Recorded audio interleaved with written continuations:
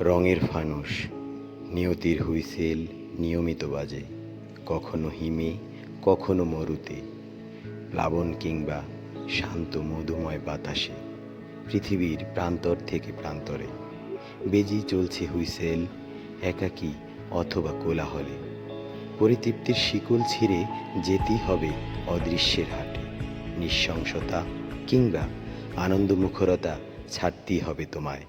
বেজেই চলছে প্রস্থানের গান, মাঠে ঘাটে, ভরা জলাশয় কিংবা শোকার্ত জোছনায়, হুইসেল ধ্বনি থামবে না সামান্য করুণায়। অদৃশ্য অক্ষরের করুণ বিলোপে হুইসেল বেজেই চলছে হাজারো আলাপে। ধন্যবাদ সবাইকে।